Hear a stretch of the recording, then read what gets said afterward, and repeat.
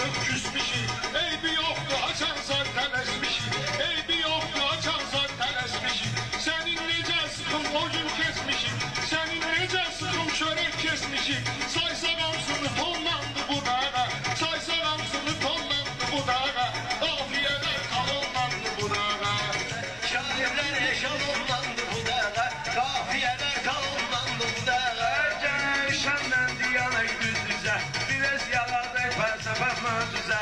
İndi kıymet veren de yoktur bize, indi kıymet veren de yoktur söze. Senette bit basonlandı bu dağa, senette bit basonlandı bu dağa. Kafiyeler tamamlandı. Başka şeydi meyxana macerası.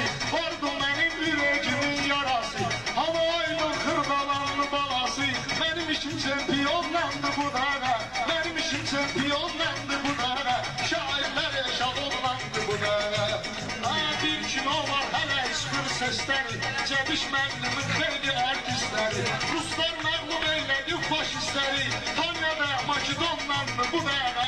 Tanya'da Makedonlandı bu dağa. Biz ki səni suyardık, qara çukurun elə özü ilə bacardık. Mehman aşına yasanmalla qutardık. Bu harbə Abşeronlandı bu dağa. Bu harbə Abşeronlandı bu dağa. Meyxanalar zafonlandı bu dağa. Meyxanalar zafonlandı bu dağa. Bunlar valla çetin yaşa dolardı. Ben olmasaydım saralım solardı.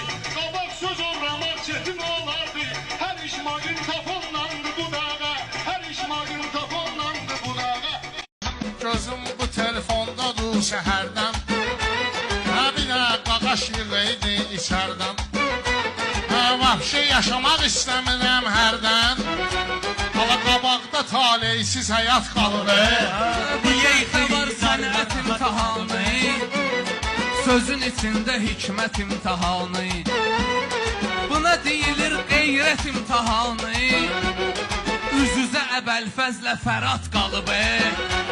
Hüseyin Əbəlfəz bizə hakimdir.